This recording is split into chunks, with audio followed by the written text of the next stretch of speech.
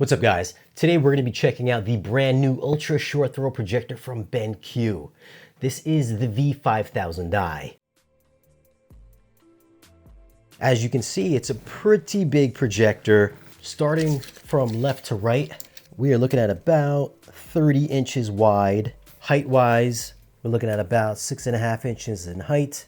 And then from front to back, we are looking at about 13.5 inches in depth. So it is an overall pretty big projector. So this is an RGB laser projector. So it does have separate lasers for red, blue, and green. So you should get a pretty nice wide color gamut. It does support 98% DCI-P3 and 100% Rec 709. So taking a look up front, you can see right behind the front here, right behind the grill, there are two speakers in here at 40 watts, or as BenQ likes to call it, the Trevolo speakers. Up top in the upper right corner here, this is where the power button is located. So it does have a nice little tactile feel. This will light up green or red depending on if it's off or on. Right here in the corners, also in the center, are some sensors. This is to turn the projector off in case you happen to brush in front of it or cross in the path of the laser so you don't accidentally blind yourself. And then in the center, you can see where it does have the lens. Next to it is a little lens as well, which will help aid with the calibration and getting it squared up with your screen or your wall. So you get a nice squared up image. And if we look up close, we can see that this has a actually almost leather-like texture. It is made out of plastic, so the plastic does look like leather. So that is nice to give it a somewhat slightly more premium look over just plain plastic. We do have some adjustable feet. So if you're putting this on a shelf, you can raise or lower any portion of the projector so you can get it nice and square to your screen. And here in these four mounting points, this is where you can add this to a ceiling mount. So if you wanted to mount this on your ceiling, you can mount this on your ceiling as well. So on the back, we do get three HDMI inputs. HDMI HDCP 2.2. There is an optical out, 3.5mm output jack.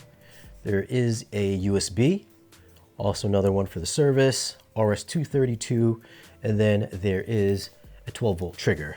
Now here, I'm going to pull this out.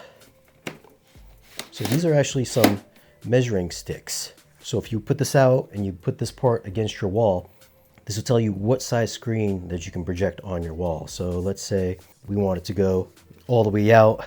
As you can see right here, this does say 120 inches. So from the back of the projector all the way to the end of this little measuring stick, that'll be 120 inches.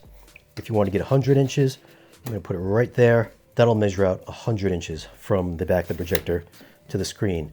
And then the smallest one, if you want to go from 80 inches to the back of the measuring stick, that's 80 inches. So that's a nice little helpful tool to get this squared up with your wall or your projector screen. Now this projector does have smart features by means of a Google Android TV stick. In order to install the stick, in the back right corner of the projector, there's a little slot that opens up.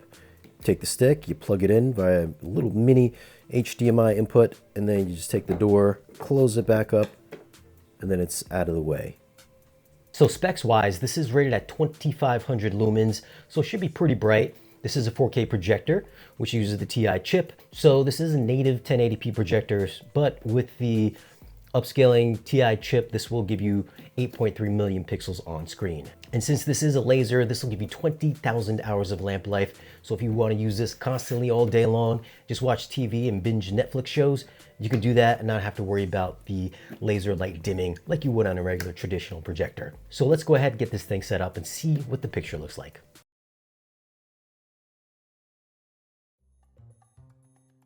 As mentioned earlier, this does come with an Android TV Smart Stick, which does have a pretty snappy UI. But we are not going to dig into the Android TV features. We are going to first check out some of the settings of the projector itself. And you can access that by pressing the projector's menu button on the remote control. The first section we're going to look at is the picture settings. Right now we can see that the Android TV stick is running in 4K HDR mode. So these are the options that we get out of the gate. If you are running 4K HDR material, you will have an HDR10 picture mode, HDR game mode, and then a filmmaker mode. There's a couple of grayed out sections here, such as user management and detail adjustment. These will become active if you are watching SDR material and not HDR material. We've got sliders for brightness, contrast, color, tint, and then sharpness. And the last option under advanced color settings, we've got gamma selection, which again, if you're watching SDR, you can change that. We've got color temperature tuning, so if you have the proper calibration gear, you can come in here and change the RGB gain and offset. And then the next option here is the advanced color temperature tuning. So again, if you do have the proper calibration tools, you can come in here and perfect the image. Next section is color management. Same thing. If you have the calibration tools, you can tweak away. We've got Cinemaster, we've got color enhancer, flesh tone adjustment, pixel enhancer, which is basically adding some extra sharpening to the picture, motion enhancer 4K, which is the motion interpolation. So if you like that smooth soap opera effect, you've got a couple different options for that. You've got off, low, middle, and then high. Then local contrast enhancer. If you want to boost up the brightness and contrast of the image, you can adjust that here. Next section is light source mode. We've got a few different options. We've got normal, which will max out the projector's brightness. We've got eco, which will dim down the laser and keep this as energy efficient as possible, but it'll also make the image dimmer. And then we've got Smart Eco, which will either brighten or dim the projector depending on what your source material looks like. So if you're watching something with a very bright scene, the projector will brighten up, and if you're watching something with a dimmer scene, then the projector will dim down to enhance black levels and to conserve on energy. But for this testing, we are going to keep this on normal to keep it at maximum brightness. We've got an HDR brightness slider, which we've got from +2, which is maxed out. We've got -2, -1, 0, +1, and then back to +2. And then noise reduction, we've got off, low, middle, high, and then we're just going to keep this on off. The next section here, we've got audio. We have a couple of different presets for sound. We've got cinema, music, game, sports, and then the last option is user. If you do select the user mode, you can go under sound user EQ, and then you can see that we've got a 5-band EQ from 100 Hz up to 10K. Under audio output, we've got Trivolo, which is the projector's inbuilt speakers, SPDIF, which is the optical out, audio return, which is the HDMI ARC output, and then the 3.5mm headphone out jack. And if you were to hook this up to an AVR or processor, you can change the audio output format from LPCM or bitstream, depending on what speaker configuration you have. And then we've got mute, volume, and then LR switch, left and right switch. The next section is the aspect ratio. We've got a few different options here. We've got auto, 4:3, 16:9, and then back to auto. And then the next option is auto source search, which will automatically kick into the active input on the projector itself once you power it on. You can rename the different inputs. This does support 3D. HDMI settings, we've got the HDMI format, we've got auto, full, limited, and then back to auto. The HDMI equalizer, HDMI EDID, which if you want to get 4K HDR support, you're going to want to keep this on enhanced. And then the next option is HDMI device control, which is HDMI CEC. So this will turn on and off your audio components by using just the included remote control. And then HDMI power on-off link is the last option. And then the last option on our display is 24p True Cinema. Installation mode, we got a few different options here. We've got front ceiling, rear, and then rear ceiling. So yes, you can mount this on your ceiling if you have the proper mount. And then under screen adjustment, we've got a 2D keystone. So you can see here that if you do want to use keystone, you can change the different angles and such depending on your installation method. So if you do not have a perfectly squared up screen, you can use this to digitally manipulate the image. Obviously, you want to get this as square as possible so you can get the full maximum resolution out of your projector. Next option here is screen fit. So we can go under manual screen fit, and we can see that I am slightly off on this. So if you were to manually adjust this, you would select whatever point you want. So right now we are in the upper left-hand corner. You can go ahead and tap down on this, and you can see how I am now moving that upper left corner downwards. Or if I tap left or right, I can also move it left or right. Once you're done, press the OK button, and it'll move to the next point. And you can just do this for every spot to get this as square as possible on your screen.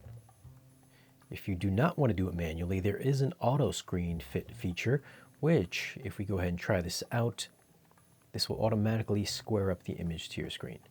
So I have intentionally overshot the image just so we can see how good the auto screen fit works.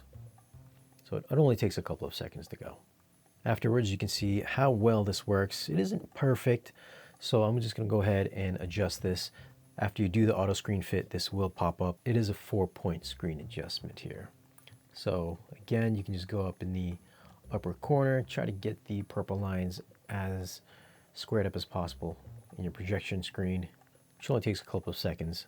So it works the same way as it did with the multi-point calibration. And once you get that squared up as good as possible, click the back button, and then you're all set. Then the next option here is the manual focus. So you can adjust this by going left or right. Next section here is set calibration when offsetting. So if you were to move this unintentionally, the projector will automatically auto-calibrate and square up the image for you. And then we've got test pattern on or off, so you can see how squared up your image is to your screen. And then Smart Guide will guide you through the installation process. And then for BenQ ALR screen, this will put it into a mode which will adjust the color accordingly to that specific screen. High altitude mode will turn on the projector's fan up on high, so this will keep the projector cool. There is a 12-volt trigger, and then you can change the baud rate from 115200 down to 9600. Next section is your system settings. We've got a bunch of different options here depending on what region you are from. Eye protection, you can turn this on or off, so if you are to inadvertently step in front of the projector, this will automatically dim down the laser's light output so you do not accidentally blind yourself. We've got background settings. You can change the splash screen between the BenQ black or blue splash screens. Menu settings, we can change the display time. You can always keep it on, or you can change the timeout from 5 seconds all the way up to 30 seconds, or you can just keep it on all the time and just turn it off manually. Then menu position, we've got center, top left, top right, lower left, and then back to the center. And then light source information will give you how many hours are in each specific mode on the projector. Under operation settings, we've got a reminder message that you can turn on or off, the LED indicator, which is the light on the power button, which you can turn on or off, power on-off settings, we've got direct power on or off, and then the auto power on or off. And then under firmware upgrade, if there is an upgrade for the projector, you would do that from this section here, and then you can reset to factory defaults. And then under information, this will tell you exactly what's playing in the projector at this specific time. So we've got the resolution, source, picture mode, light source, 3D format, color system, dynamic range, light source usage, and then the firmware version, and then the service code. And that is it for the settings.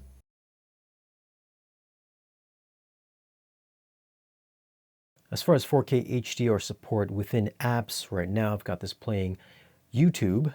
If we bump into this demo on YouTube, which is from LG, we can see if we press the OK button, let's just go over to the settings here, and we can see under quality that this does support 4K HDR within apps. So this is YouTube, and it does in fact support 4K HDR.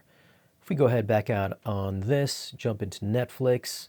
In the past, a lot of BenQ projectors did not support Netflix out of the box, so you had to do workarounds. But as of recently, Netflix has been available on a lot of these BenQ projectors. So these are now Netflix certified projectors. If we jump into Hubie Halloween, we can see that indeed 4K HDR is supported, and it looks nice, sharp, and crispy. And of course, if you do want to download other apps such as Vudu or Disney Plus, you can go into the Google Play Store and download all of those apps. If it's supported on Android, it'll definitely work on this Android TV Smart Stick.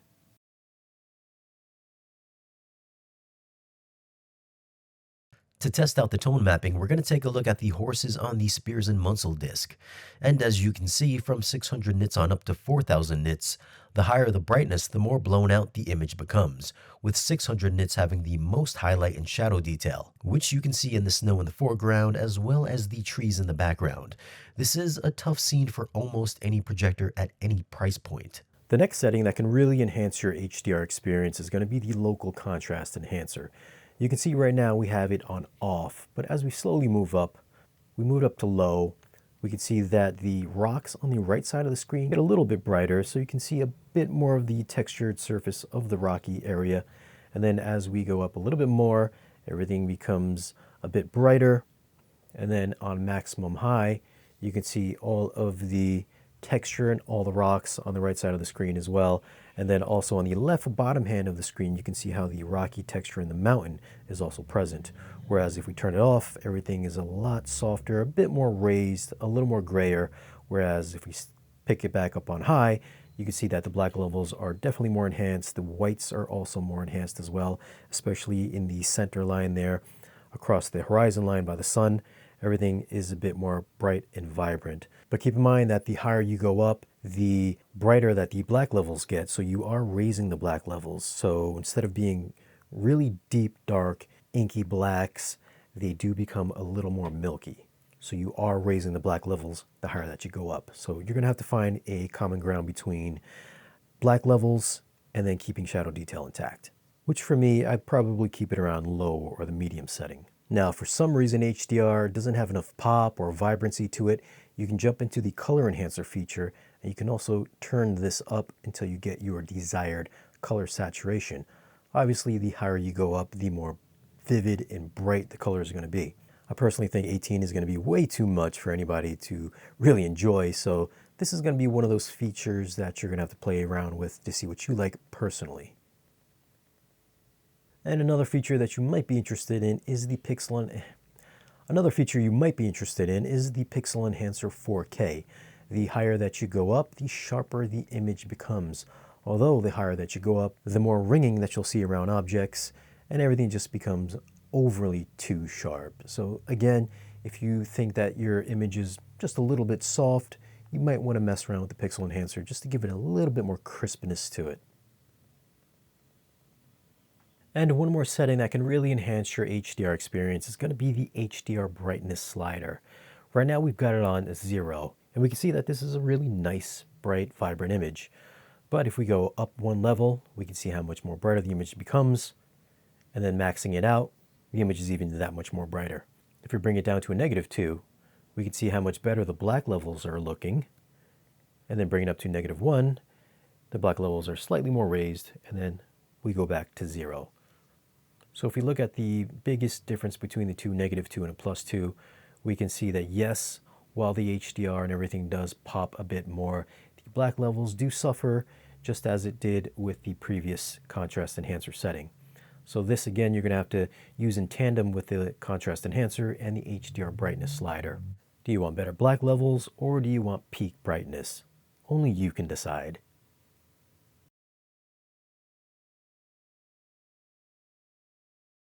The V5000i supports 3D for all of you 3D fans out there. It supports different formats, but here I'm playing back a frame-packed 3D Blu-ray. The only other 3D option that's available is inverse sync, which you can change in case the 3D effect looks reversed.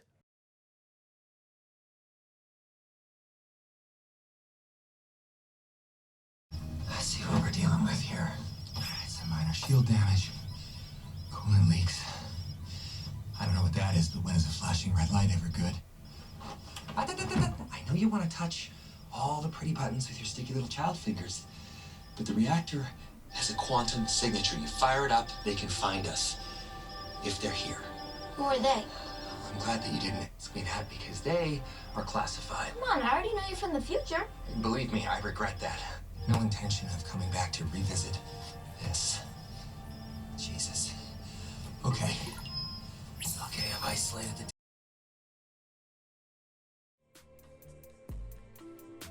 At the time of this video, the BenQ V5000i is selling for $3,500. This is another great ultra short throw projector from BenQ. It's triple laser, so you get rich color saturation, and the black levels are just as good as any BenQ projector I've had in here recently. It's not going to be JVC levels of blackness, but for a DLP, it's right there near the top. Although I would like to see Dolby Vision support maybe in another iteration to help with the tone mapping. But as it is, it did a perfectly fine job with normal everyday viewing. Most projectors struggle with the horse's demo from the Spears and Muscle disc, and this one was no exception. Gaming performance was good enough for me for casual gaming once you get used to it, but I can see that hardcore gamers or competitive gamers might have some issues, because there is a very slight lag. It will accept 4K 120 in, but it'll output it as 1080p 60, so that's something to keep in mind. Now, for most of this video, I did use a Stewart film screen projector screen, which does cost as much as this projector. But if you do decide to pick up this projector, it does include a free 100-inch ALR Fresnel screen, which even with the windows open, to look nearly as good as it does with the lights off. So the projector with the included screen for $3,500 is a great deal to get you into the proper home theater experience. It's got a bright image, bright vivid HDR, the image is sharp, you can barely hear the fan while it's on, and bonus, 3D is even supported. This is an overall great projector. As always guys, thanks for watching. If you want to pick up this projector, I will leave some links for it down below in this video's description. Be sure to like this video if you found it useful and subscribe if you haven't already, and I'll see you in the next video.